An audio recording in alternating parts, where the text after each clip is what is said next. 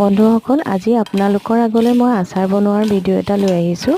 জলফাইখিনি আনিছিলে তেওঁ, প্ৰায় এসপ্তাহ মানে হ'ল মই নিমখত তিয়াই ৰাখিছিলোঁ।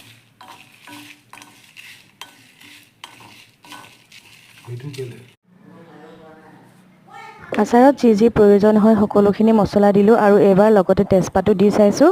ছ'চিয়েল মিডিয়াতে দেখিবলৈ পাইছিলোঁ, কোনোবা এগৰাকীয়ে কৈছিলে যে তেজপাত আপোনালোকে দি চাবচোন। সেইকাৰণে এইবাৰ দি চাইছোঁ। গোটেইখিনি মিক্সাৰ গ্ৰাইণ্ডাৰত গুড়ি কৰি ল'লোঁ। গুড়ি কৰাৰ পিছত মই মিঠাতেল গৰম কৰি লৈছিলোঁ।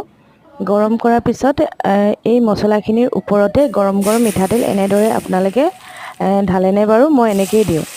আৰু এনেদৰে তেল দিয়াৰ পিছত আপোনালোকে ধুনীয়াকৈ গোটেইখিনিতে যাতে মছলা আৰু নিমখ তেলবিলাক লাগে সেইটো কাৰণে আপোনালোকে ভালদৰে লৰাই পিনে ল'ব লাগিব। তাৰপিছতে চিচাৰ শুকান বটল এটাত আপোনালোকে ষ্ট'ৰ কৰি ৰাখিব পাৰিব। যিহেতু মই জলফাইখিনি আগতীয়াকৈ ধুই নিমখত তিয়াই 10 দিনমান ৰাখিছিলোঁ বুলি কৈছোঁৱেই, সেইটো কাৰণে এনেকৈ আচাৰ থ'লে আপোনালোকে কেতিয়াও ৰ'দত দি থাকিবলৈ প্ৰয়োজন নাই। আৰু এসপ্তাহমানৰ পিছতে আপোনালোকে আচাৰ খাবই পাৰিব। মই প্ৰত্যেক বছৰে এনেকৈয়ে থওঁ আৰু আপোনালোকে বিশ্বাস কৰক কেতিয়াও আচাৰ নেভেঁকুৰে। আপোনালোকে ভিনেগাৰ নিদিলেও একো নহয়। আৰু এটা কাম কৰিব পাৰিব, আপোনালোকে যোনখিনিত নিমখৰ পানীত তিয়াই ৰাখিছিলে সেই নিমখৰ পানীতে আপোনালোকে তেল দিয়াৰ পিছত সেই ওপৰত নিমখৰ পানীকণ দি দিলেও আচাৰ কেতিয়াও বেয়া নহয়।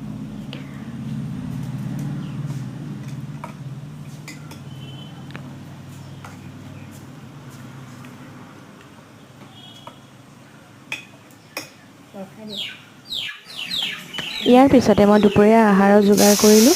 এয়া ঔটেঙা কাটি ল'লোঁ, আলু এটামান দিছোঁ, দি মাছ 4জনী ফ্ৰাই কৰি ল'লোঁ। তাৰপিছতে মনতে ভাবিলোঁ জোল কৰি খাওঁ, খাই ভাল লাগে ঔটেঙাৰ লগত। টেঙাৰ জোলকণ মোৰ এনেও প্ৰিয়। মেথি গুটি কেইটামানে দি ফোৰণ মাৰি ঔটেঙা আৰু আলুকেইডোখৰ অকণমান ভাজি ল'লোঁ। ভাজি লোৱাৰ পিছত গৰম পানী অকণ দিলোঁ আৰু যেতিয়াই এই ভাতখিনিত উতল আহিব তেতিয়া আপুনি ভাজি লোৱা মাছ কেইপিচ দি দিব।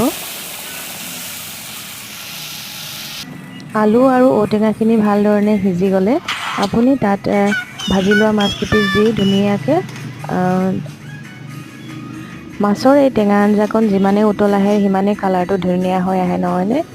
আপোনালোকে খাইনে মোক কমেণ্টত জনাবচোন।